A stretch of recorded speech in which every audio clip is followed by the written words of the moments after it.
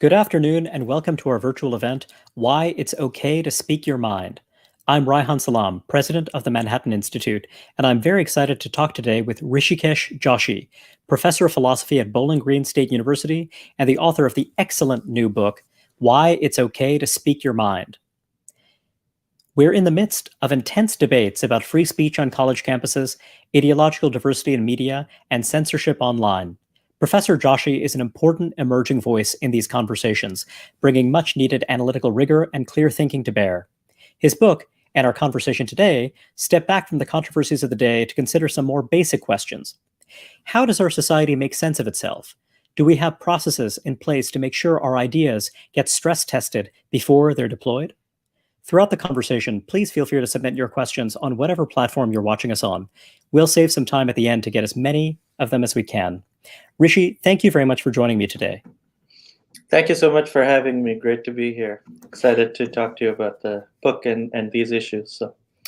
Rishi, one thing you get out of the way early on in the book is that you are not making a case for free speech as such. You leave that to John Stuart Mill, you leave that to others, but it does seem as though when you're looking at the climate, when you're looking at the world of political philosophy, this is contested in a way it hasn't been in the past. So can you tell us a bit about the debate around free speech itself before we move on? Yeah, so I mean, the debate on free speech is this debate on whether we should have kind of legal protections for free speech. We have the First Amendment, which guarantees a legal protection for free speech. What is much more interesting, though, is the kind of pressures that people feel to not disclose their opinions, and that's really what I focus on in the book. Yeah, exactly. So I mean, so it's increasingly relevant because recent polls show that most people are afraid to share their opinions, especially when it comes to contested issues. And one of the kind of disturbing patterns is that this goes up more as people are more educated. So the more higher educated people feel more hesitance about talking about their ideas. And one poll actually shows that this is 3 times at its height compared to the Red Scare. So the Red Scare with McCarthy and so on in the 50s. So the number of people that said they're hesitant to speak their minds or say what they think, that number is more than tripled now. And so one kind of question that's kind of underexplored is, what does this mean for humanity going forward? What does this mean for policymaking? And so that's really, I think, what the interesting question to me is. And what should individuals do? So we find ourselves in this kind of situation where, I mean, there's serious costs to expressing your opinions, and that's becoming easily. So people don't really feel scared for no reason, right? So it's not like a kind of irrational fear. People, I mean, I don't like to use the word cancel, but that's the kind of way people have been talking about it. So there's this fear, what will my colleagues think? What will my boss think? And they're real fears. And so what should people do as individuals? And that's kind of my focus in the book. In your book, you mainly, though not exclusively, address your arguments to people in knowledge-producing industries like academia, think tanks, journalism. Can you tell us a bit about why we should pay special attention to the norms and climate of these professions in particular? Absolutely, yeah. So I mean, it's these industries that kind of give us a picture of the world, right? So we rely on them, when we want to know about something like, what is the relation, any kind of policy adjacent issue, for example, when we say, okay, what is the relation between guns and crime, or what is the right immigration policy or climate change? We rely on these knowledge producing industries.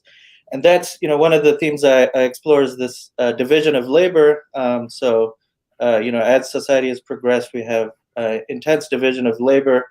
Adam Smith, the philosopher, talks about the division of labor and how it increases productivity. But our division of labor is not just with respect to making things or professions. It's also with respect to knowledge production, right? So we all kind of specialize in a small field, and so we have to rely on others. So one of the things I explore in the book is this idea that our knowledge is a kind of common resource, And since we rely on these knowledge-producing industries, we have to rely on journalists, we have to rely on academics to know what the world is like. We should be especially wary of social pressures to conceal information or conceal evidence, or avoiding giving certain types of arguments in those professions, because I argue that only under kind of a free, robust exchange of ideas are we able to justifiably believe in something. So here I pick up on John Stuart Mill's idea. So John Stuart Mill wrote that even if Newtonian philosophy, which is basically Newtonian physics, at the time was a very kind of robust physical theory, he said even if that could not be challenged, so if people had an incentive not to challenge it, we couldn't really believe in it. So the idea is that whether or not we're justified in believing something, for example, Newtonian physics, depends on the social incentives. So the social incentives must be that we can challenge anything, we can debate anything, and only in that kind of atmosphere can we reliably believe in something like Newtonian physics, which was at the time like a kind of bedrock view in physics. Of course, later on, Einstein kind of modified that and said that Newtonian physics is only true in approximation. But the idea is that when we believe something about policy or about just what the world is like, we can only be justified in believing that if the incentives are right. And there's reason to worry about whether the incentives are right within academia or within journalism on hotly contested issues. I think my view is that incentives are right when it comes to kind of cold issues, right? So nobody's going to get mad at you if you discover like a new polymer or a new fact about the cell wall, so physics, biology, chemistry are fairly robust, and we can see how successful they are, right? I mean, we're teleconferencing through this, what would have looked like magic 100 years ago.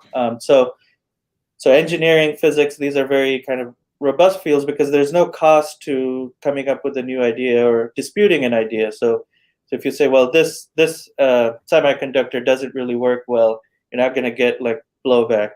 But when it comes to things like, what is, minimum wage, immigration, policing, all these issues, you have to worry about whether there are incentives to not give certain arguments or not give certain types of evidence.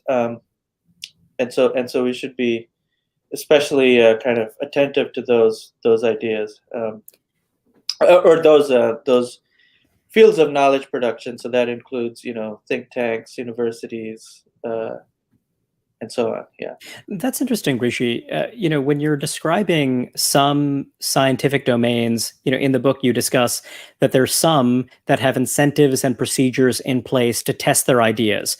You are celebrated for falsifying an unsound thesis. Whereas when you're looking at the social sciences, what I'm hearing you say is that there's something very different at work. So is this a question of the breakdown of professional norms? Should we be much more skeptical when we're reading papers published in sociology journals than we're reading papers published in chemistry journals? I'm inclined to think that because sociology or other fields that are kind of adjacent to policy are not as, Glenn Loury talks about this, for example, and he has a great paper from 1994 where, he says, if you kind of propose a certain thesis in sociology or economics, one reaction is just what kind of sociologist or what kind of economist would argue something like that. So there is a kind of tendency of people to kind of assail the character of somebody who maybe proposes a thesis that maybe the majority in the field don't like, which isn't there in something like physics. And so if you're working in sociology or various fields, you're going to think twice before you're going to say, well, I don't want people to attack my character, so I'm just going to not look into this issue, right? Or I'm going to say what my peers would like to hear on this issue. And so Lowry, for example, talks about like when a community wants to reach a particular conclusion and kind of structures its incentives to get to that conclusion, then we then we can't really be confident in the output of it. So I kind of take that argument from Lowry, but that's yeah. So I mean, so there is that disanalogy there between these different social science and physics, and especially these policy adjacent issues, because that's where kind of partisan thinking comes in, right? So there's lots of research recently on how partisan thinking kind of distorts our the way we process information. And so yeah, so I mean, one possible solution to that is more kind of diversity of various kinds, ideological and so on, within these social sciences, so that people can go back and forth and test their ideas. Throughout the book, you argue that people should share their evidence regardless of the social cost. This is an important idea, it's a challenging one, but I want to bring us to a condition that many of us find ourselves in. It's this idea of standpoint epistemology, this idea that we should privilege firsthand experience of a phenomenon or proximity to a phenomenon over other forms of knowledge. So, for example, when you're having a policy debate in a class about immigration policy, if there's someone who says, I myself am an immigrant, or I'm the child of an immigrant, that person might receive a lot of deference in the conversation. This idea of speaking as X, speaking as a working class Scottish socialist, speaking as a political philosopher living in a small town in northern Ohio, it has become a very powerful rhetorical device in a lot of places. What do you think about standpoint epistemology and how it shapes our ability to reach sound conclusions and have rigorous conversations about evidence? Well, I'm an immigrant, so you should listen to me about about immigration. And you're the child of an immigrant. But yeah, I mean, I think I mean, to be fair, I mean, I think firsthand experience is important. You can't capture everything in regression analysis or data, but it can't be the only kind of way we look at things, and especially from a kind of social scientific perspective. What kinds of policies lead to what kind of outcomes? I mean, so again, so saying standpoint epistemology has the kind of virtue that it kind of takes into account people's experiences, which are obviously very important.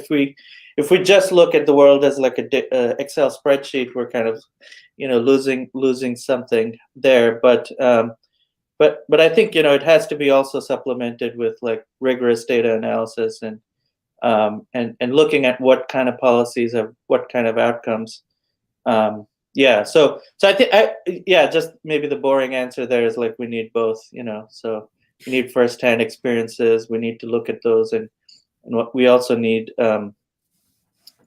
regressions. When you talk about the kind of social cost, to what extent is your argument directed at leaders of institutions who are thinking about the norms they're setting out to establish? And to what extent is it aimed at individuals who might be anxious about social opprobrium, who might be anxious about the thought that were they to speak their mind, this is going to have a material effect on their livelihood, on their relationships?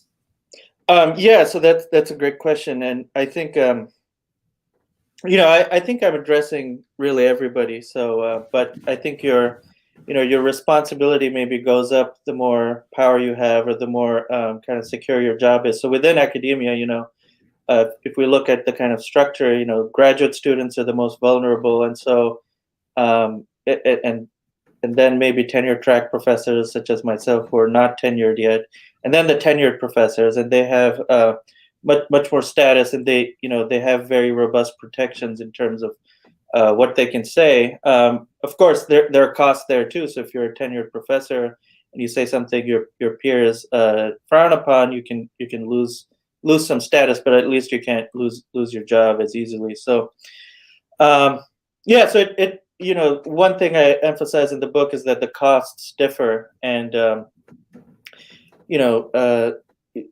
one thing I want to say in the book is that it's not so much that I'm at the costs.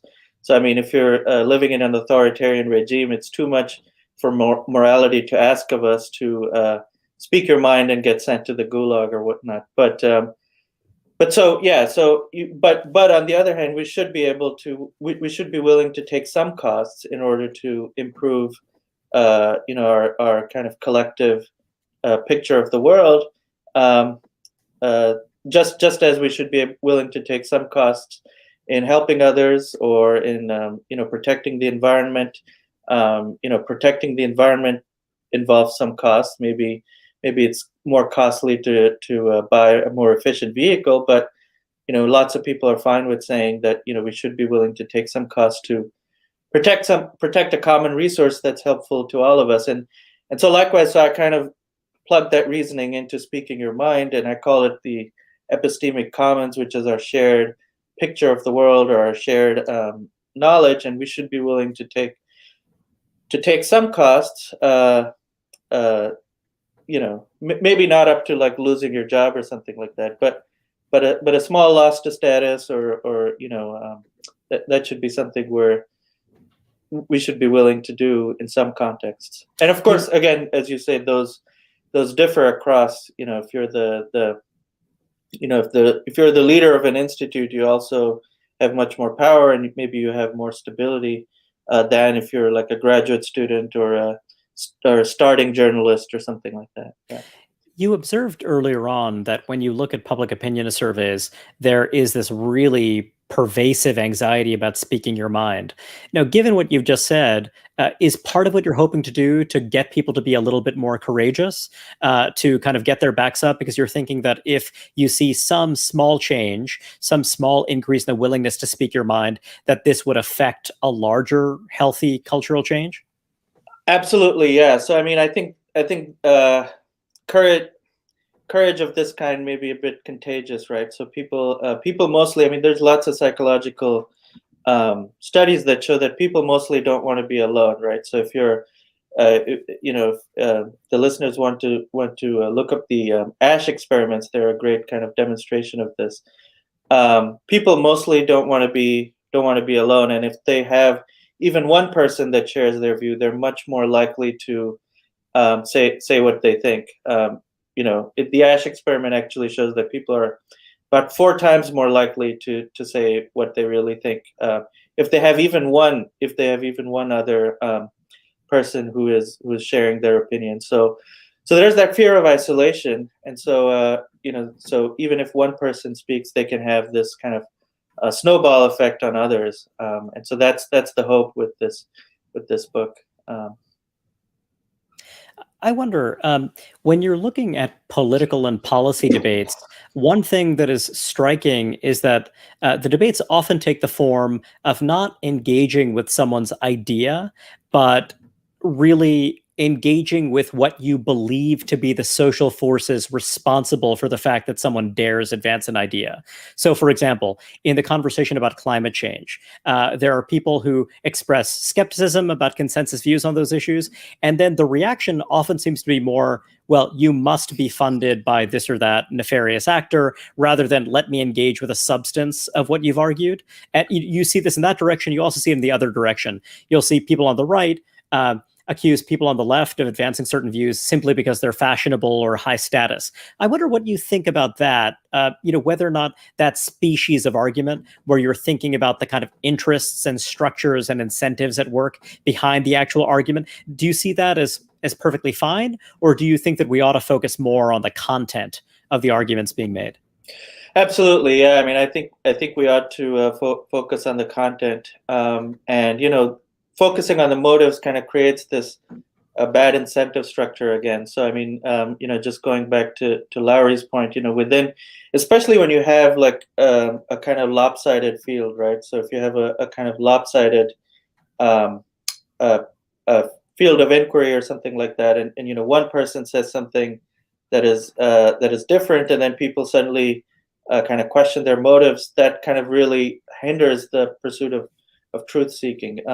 And so, I mean, Mill, there's a famous quote from Mill where he says, only through the studied moderation of language can we really promote these norms of people, sharing what they really think, and avoiding these kind of cultural blind spots that we might have. And I mean, one thing I want to say is that, when people suppress information, that can lead to very bad outcomes, right? So one of the things I talk about in the book is, if you look at the Chernobyl nuclear power plant, the big reason why it had the effect that it did, why people weren't able to stop the meltdown and get people evacuated, and as a result, people to this day suffer from the effects of the nuclear meltdown. A lot of it happened because people were incentivized to suppress information at crucial junctures. So there's these kind of evidential bottlenecks that you see in something like Chernobyl, and that leads to this disaster because people just don't know what's going on, right? So in order to act properly, we need to kind of know what the world is like. So there's Chernobyl. Another good example comes from World War II. So one of the kind of postmortems of World War II is one of the ways the Allied had an advantage over the German or the Axis powers, where within the Axis powers there was much less free flow of information, and so for example, the German upper command had a less kind of accurate picture of what the war, how the war was going. So that's obviously a good thing in retrospect.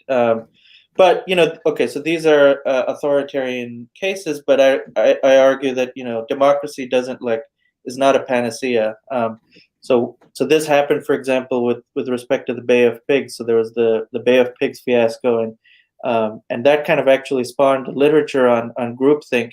And one of the kind of postmodern analyses of that was that people who had doubts about the Bay of Pigs didn't really share those doubts, and so as a result, we weren't able to tell whether it would be successful or not. And so the only way we can kind of remove these evidential bottlenecks is if we don't go straight to the character of the person. Well, what kind of person would raise doubts on this nuclear power plant? Are you trying to, or the Bay of Pigs? Are you trying to? Are you pro-communist or something? Right? Like it's so yeah. So those are just some examples which I think help to think about this issue. So when you're talking about the importance of the epistemic commons, you're talking about something that is very high stakes. When you're thinking about our long-run growth trajectory, when you're thinking about resolving deep-seated social problems, it seems that having this willingness to speak your mind is incredibly important. It's incredibly high stakes. Yet you're also someone who, I think it's fair to say, is a philosopher working in the classical liberal tradition. And part of the thinking there is that we don't necessarily want to pursue top-down interventions. We don't necessarily want state mandates. What we want, kind of is for, kind of a more voluntary approach. Absolutely, yet it's also the case. It's also the case that when you're looking at, many powerful academic institutions, these are institutions where there is a really dramatic and quite extreme ideological homogeneity, and it's something that has bearing on the kind of issues that you're describing. There are a number of people who have advanced the argument that if you care about ideological diversity, you need to now, given the condition we find ourselves in, given the extent of the homogeneity, you need to embrace some form of intervention in order to promote greater political diversity. Now, this is obviously very uncomfortable for those of us who, again, are rooted in the classical liberal tradition, but I wonder what you make of that, given the stakes of preserving this epistemic commons, ensuring that it's healthy. Do you feel as though the kind of situation has become grave enough that it might necessitate some kind of government intervention to protect ideological diversity? Yeah, I mean, I haven't thought about the specifics of that issue as much. How the government intervention would figure out, and I mean, one worry with government intervention is there's always unintended consequences. You have to very carefully think about what the incentives are of individual people for government intervention like that to work well. But I mean, at this point, I'm just trying to kind of encourage individuals to see some benefits of diversity in this way. So I mean, regardless of where you are on the spectrum, I think one thing that is important that everybody should be able to agree with is, in order to make progress, or in order to make the world a better place, we need to know what the world is like. We need to know what works, what doesn't. So I mean, the best intentions can lead to bad outcomes, right? So I mean, there's this great example, the Cobra effect, which comes from the colonial government in India. There was a problem of cobras in Delhi. So the cobra is Indian cobra is a poisonous snake, and it was a kind of pest in New Delhi. And so the colonial government at the time wanted to get rid of it, and so they said, okay, whoever brings a dead cobra, will give them an amount of money as a way to get rid of the cobra population. But what happened is, as a result of that, actually, the cobra population increased because people started to grow cobras in order to sell them to the government, and make money, right? So, okay, so that kind of illustrates that you can have a good intention. I mean, the colonial government had mixed intentions, some good, some bad, maybe, but this particular intention was good, which is getting rid of the cobras. But good intentions coupled with a kind of counterproductive policy can lead to a bad outcome. And so, even if we have good intentions, we want to make progress, or we want to alleviate various social problems that we all agree are social problems. It need not be a partisan thing at all. But we have to have an accurate picture of what the world is like. And so it doesn't matter if you're left, right, center, top, bottom. Everyone should be able to agree that we need a accurate picture of the world. And given what we know just about group polarization, things like that. So yeah, group polarization is this thing from the legal scholar Cass Sunstein, who talks about, if you take a group of people who are just a little bit, let's say they're just a bit pro minimum wage, you put them together, ask them to deliberate, they come out super pro minimum wage, right? And it seems like that there's something off going on there. It's not like it seems like they're not tracking the truth. They're just kind of reinforcing each other's tendencies to go more to the extreme. And so what comes out as that deliberation, at least when we think about it, kind of carefully, need not be the truth, right? So so dynamics like group polarization and other things we know just about how people deliberate when they're in a homogenous group. And by the way, I should mention that occurs, that is not a partisan thing. So if you're if you're a little bit against minimum wage, and you put them together in a group, who are all kind of a little bit against minimum wage, they come out thinking maybe minimum wage is bad, it should be zero, or whatnot. So anytime you put a group of like-minded individuals together, even if they're not extremists, they come out being like extremists at the end. And so group polarization is absolutely something we should, I think, worry about when it comes to journalism, the academy. And so I mean, yeah, I think we should all basically want an accurate picture of the world, because then you can have the best intentions but lead to disaster if we don't have an accurate picture of the world.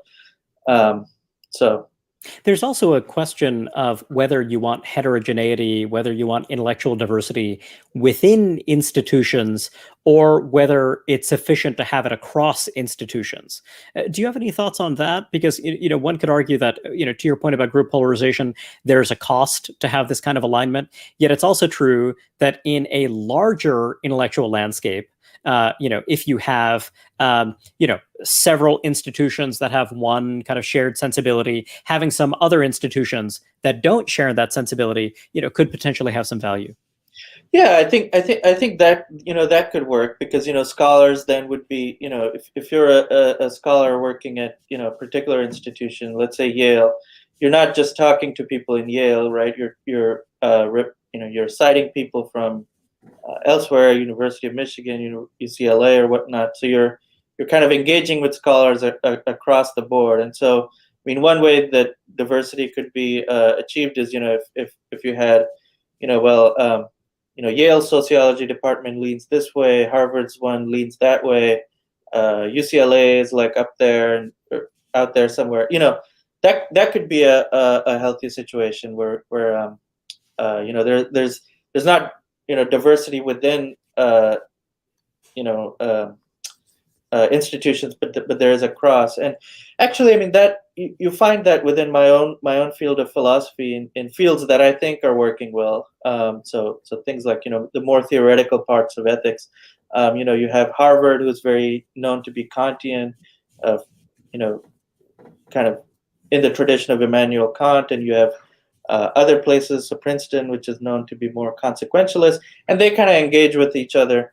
Uh, but one worry I have is that that's not true when it comes to politically polarized topics. And there, you see, Harvard, Yale, UCLA, Berkeley, University of Florida, they all lean in one way, and so that's really the problem, I in wonder, my view.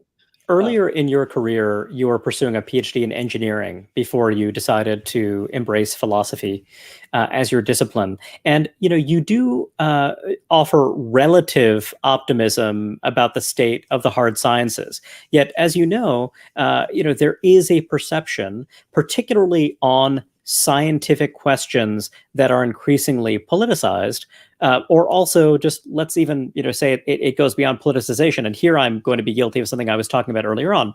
When you think about the amount of public funding that goes into some domains, it does seem as though it might shape the incentives, and it actually might shape scientific discourse as well. When you're talking about standpoint epistemology, when you're talking about the imperative of racial and ethnic diversity, there is a sense that it's not just the humanities, it's not just the social sciences, but that there's actually a pervasive problem in the realm of knowledge production that you see reproduced in the sciences as well. What do you think about that? I mean, do you see something similar to that too, or am I being overly pessimistic? Yeah, I mean, I think lots of things in the I mean, maybe climate science is a bit more politicized, and that's maybe that's getting closer to harder science. But when it comes to like I mean, in engineering, for example, there's like a field called photonics about lasers and so on. It's just not politicized at all, right? It's like nobody. I mean, in one sense, we care. We want more efficient lasers, but nobody cares, right? So, or It's like not as though people it. on the left want Yeah, less efficient lasers and people on the right want more efficient right, lasers, right? right. Or nobody has a kind of horse in the race. Like fluid dynamics or something like that. It's not a hot button issue. People don't get angry about it. And similar, I mean, even with philosophy. So there's like these very abstract debates about whether there's a chair here or whether it's molecules arranged chairwise. So is the chair really an object over and above the molecules that compose it? That's a super abstract debate, and it's just not something people get like mad about or politicize. So I mean, I Rishi, think just the less we can politicize things, and the less we can have a kind of um, objective attitude towards these things, the more we can have healthy fields of discourse and But Rishi, inquiry. just to interrupt you here. So part of the issue, though, is that if you're talking about the imperative of diversity within the field, it could be that, yes, you're having an abstract conversation, but you're also talking about, well, the people engaged in this particular abstract conversation, this group has this demographic composition. Whereas the people who are thinking about some other question in social philosophy, perhaps this group is younger, perhaps this group is, more likely to hail from the developing world or from underrepresented minorities. And so within departments, there does seem to be this kind of institutional politics at work that does seem to impinge on which scholarly questions get asked, which lines of scholarly inquiry are funded. Is that not true? Is that something that is happening in your view, or perhaps not? Yeah, I mean, I don't see it happening as much. Yeah, in these kind of more abstract debates and more kind of things where it's kind of cold to us. But yeah, but yeah, I mean that just in terms of what I've seen, yeah, it's not so much an issue with these kind of more hard sciences or more abstract fields. When you talk about the importance of the epistemic commons, earlier on you were talking about wartime. You were talking again about these conditions where things are very high stakes. Mm-hmm. Could it be that we have been departing from those norms that you champion of tolerating intellectual diversity, of encouraging people to share their evidence? Could it be that this is a reflection of our relative affluence? The fact that this is a relatively peaceful moment in our history, the stakes are not quite as high, therefore status seeking, therefore this desire to avoid doing things that might be difficult, that might get you in trouble with your friends. Could that be part of what's happening to our intellectual culture? Just people don't feel the sense of urgency to share their evidence? I think that sounds exactly right. It's a very kind of prosperous. I mean, all things considered, it's a very prosperous time. Highest kind of standard of living that we've ever achieved. Like the average person now, or I'll just speak for myself. I live better than the King of France in 300 years ago. King of France 300 years ago gets a small bacterial infection, could die. I get a small bacterial infection. I go to the hospital. They can cure me very quickly. So we have this kind of unseen prosperity when we compare like life expectancy. 500 years ago, it's probably like 20 or 30, even in the richest countries, and now in the richest countries it's more like 80. So we have this kind of era of unseen prosperity, and so maybe I think that's exactly right, that people don't feel the sense of urgency. So you might think like, well, things are going well anyway, and So so I don't have to stick my neck out. I don't have to do something. why should I express this that decreases my status for no gain, right? But I want to push back on that a little bit, and I think this is a kind of temptation that many people will have. I want to push back on that because though we're also in the kind of highest prosperity, we're also changing very, very, very fast, right? So think of like what life was like for the average person in 12,000 BC and compare it with 12,100 BC.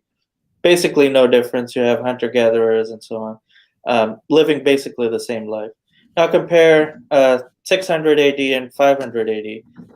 Okay, so you have some kings getting killed, and you have some different new king here or there, new queen.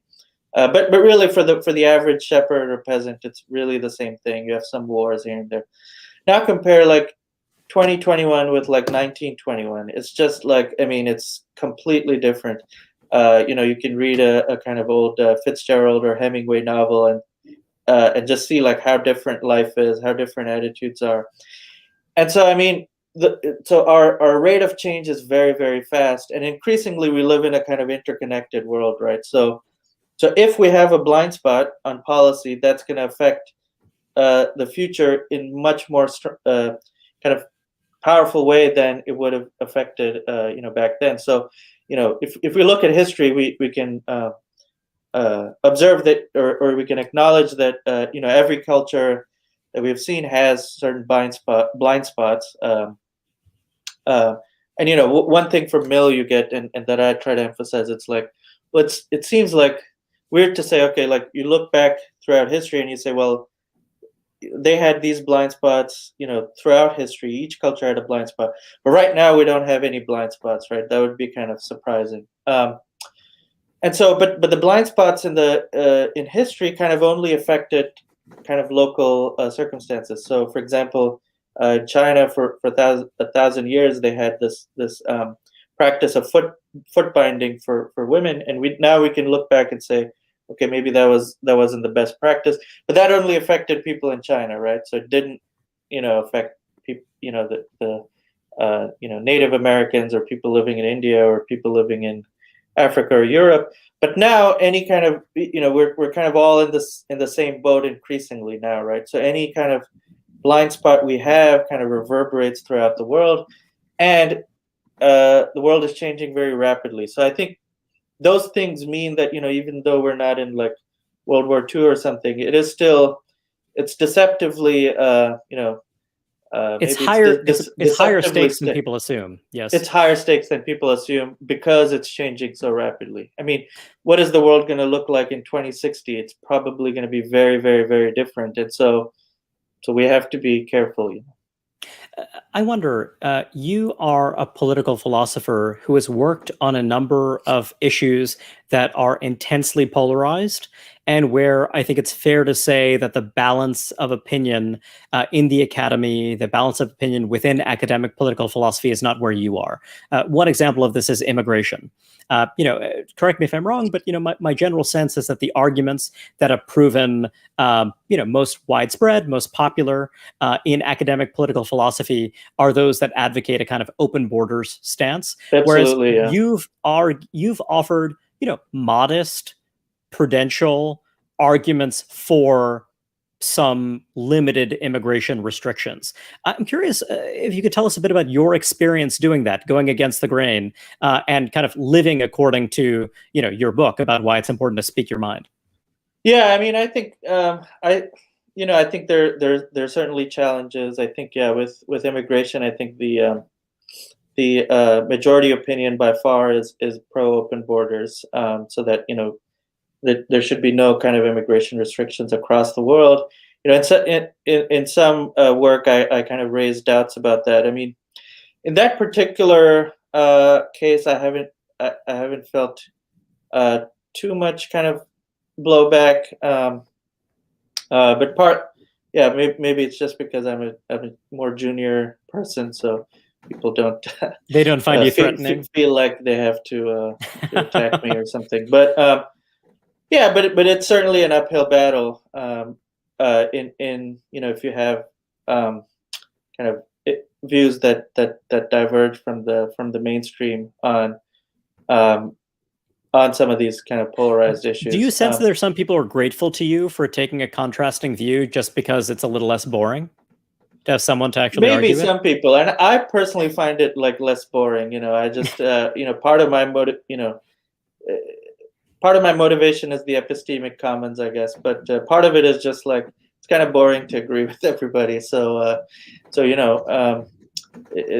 kind of more exciting. So I mean, Nietzsche has this great quote where he says, the way to extract most from life is to embrace the danger and build your houses on the mountain of Vesuvius. So maybe I've built my house a bit further, but still kind of maybe decently close to Vesuvius. So we'll see if it erupts or not.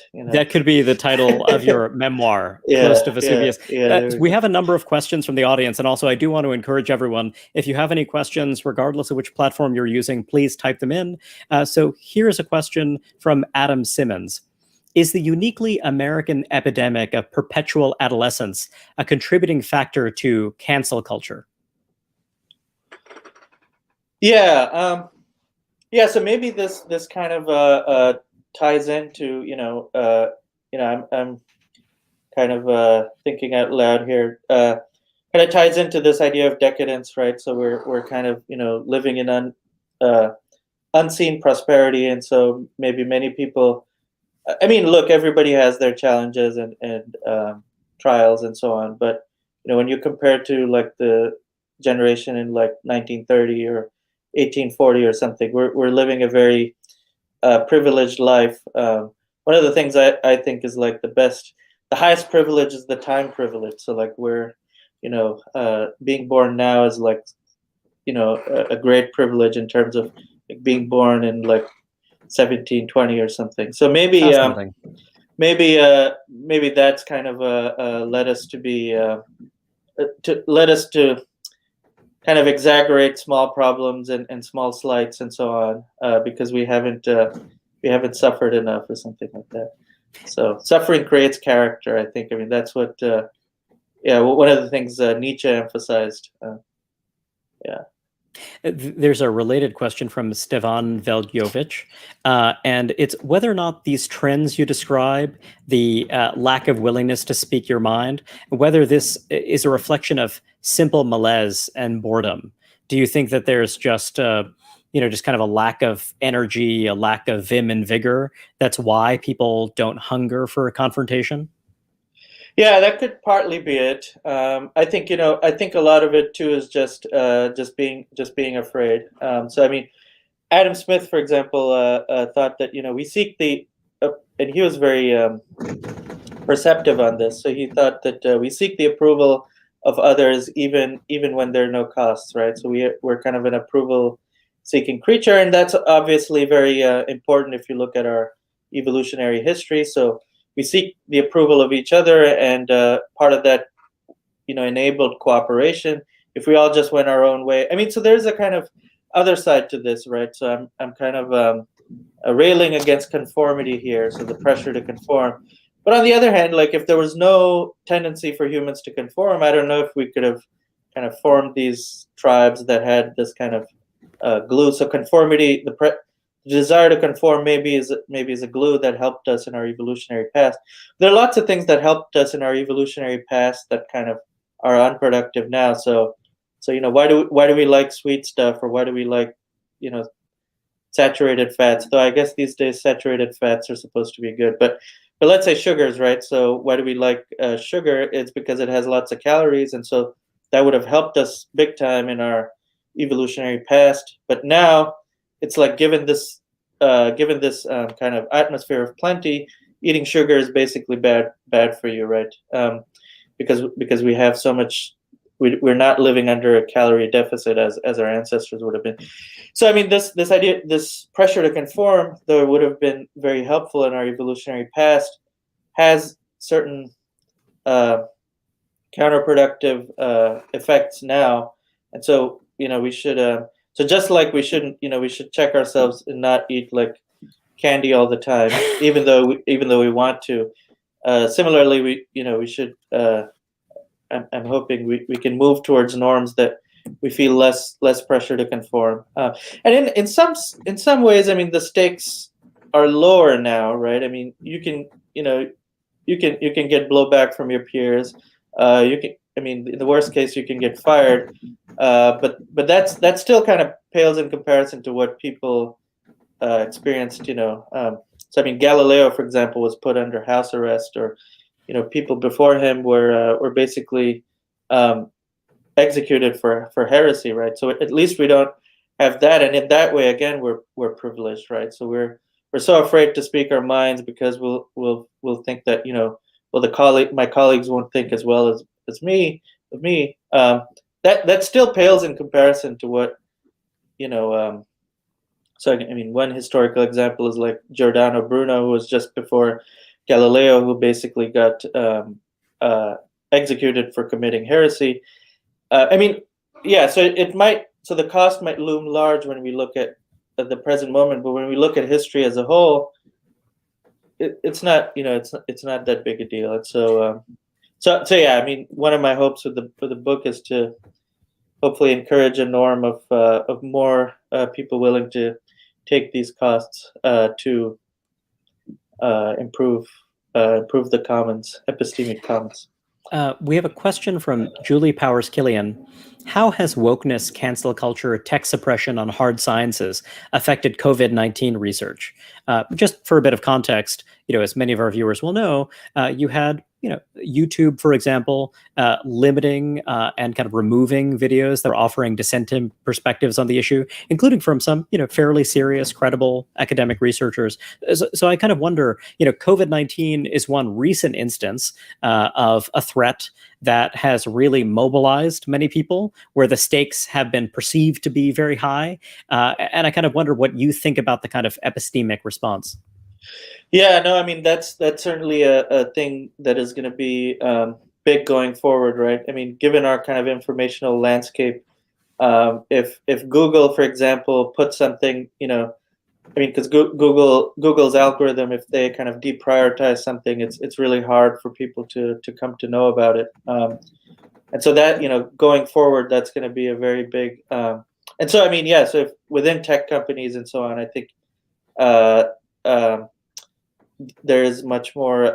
They have great power. So great, as a great philosopher once said, great power comes great responsibility. Um, no, it was just from Spider-Man. But yeah, so um, yeah, so that's going to be something that's very important going forward. I haven't kept up that much with the research with COVID, but yeah, I mean, it affects really everything.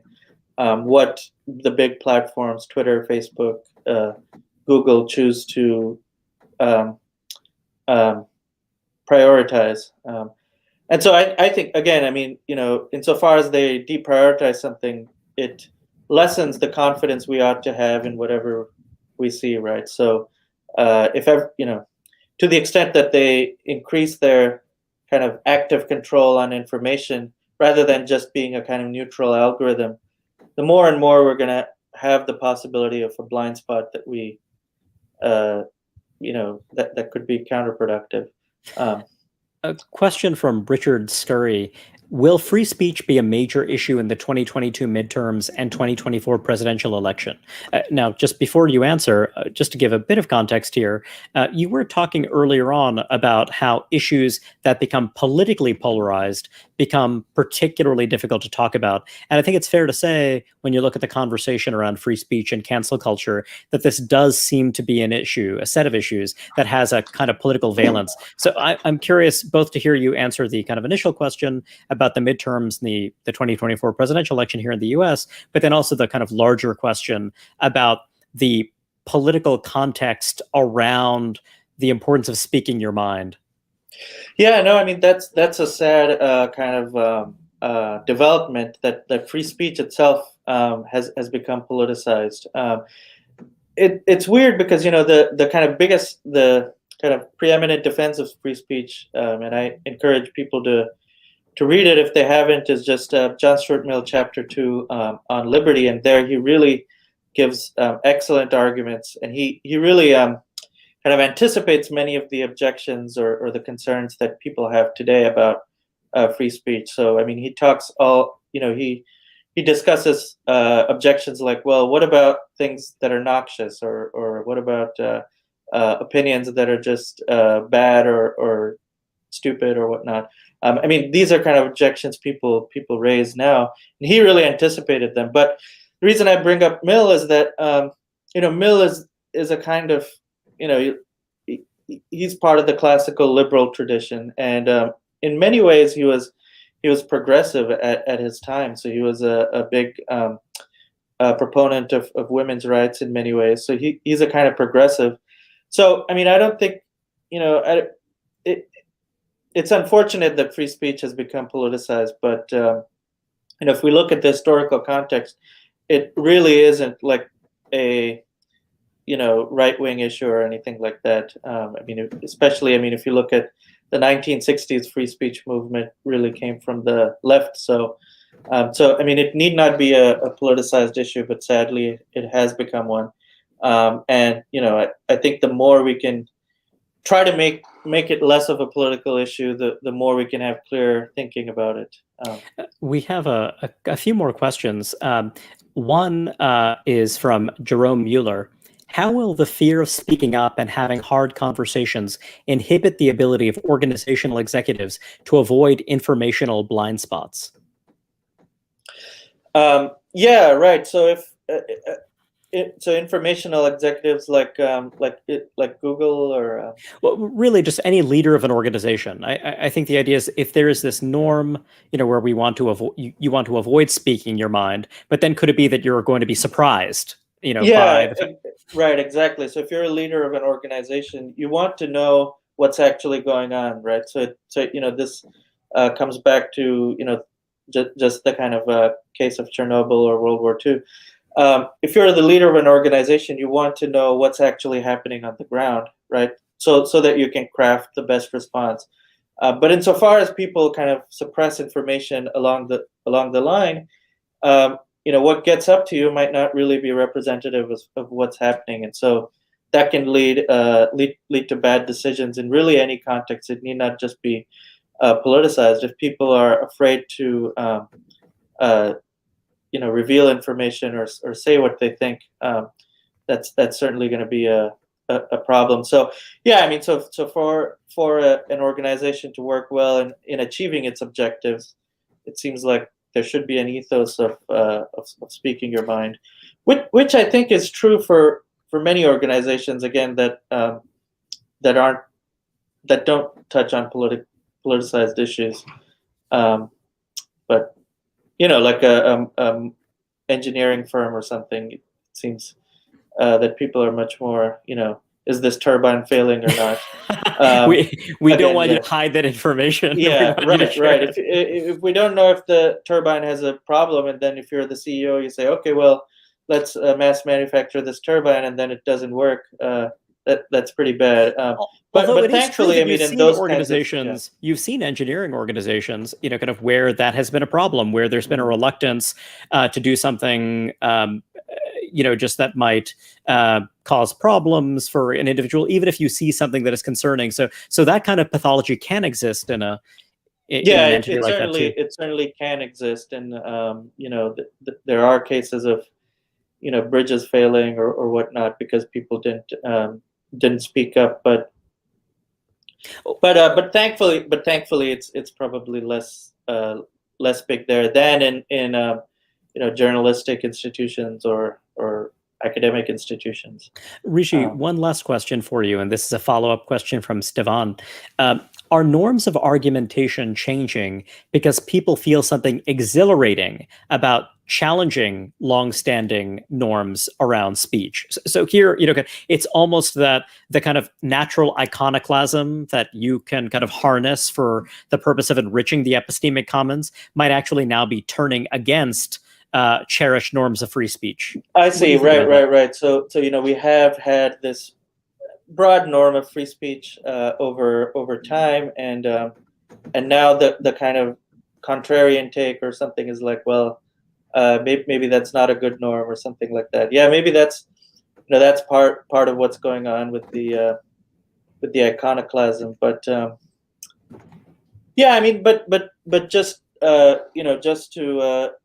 just to say, I mean, some of these bad incentives have been there in the social sciences or certain politicized areas for a while, so it's not a new thing. So if it's certainly accelerating now. But if you look at I mean, one case that I think Alice Drager brings up is this case of Napoleon Chagnon, who was I don't know if I pronounced his name right, but who was a kind of anthropologist, and he suffered lots of blowback um, uh, for kind of doing work that people didn't like. So yeah, it's certainly not a new phenomenon, but it's accelerating, and so we need to be more wary about it, in my opinion. Rishikesh, I'm afraid we're nearing the end of our time for today. Thank you very much. You've written an excellent, powerful book, and I think it will be a real resource for people trying to think clearly about how we improve our society and, hopefully, our politics. To everyone in the audience, I encourage you to go out and purchase Why It's Okay to Speak Your Mind. Thank you to everyone in the audience for your time and your many thoughtful questions. If you'd like to hear more conversations like today's or are interested in supporting our mission, I'd encourage you to subscribe to the Manhattan Institute's newsletters or consider making a donation.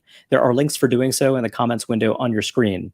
Thank you again, Rishi. This was great. Thank you so much. I really appreciate it. And thanks everybody for the questions. They were really thought-provoking.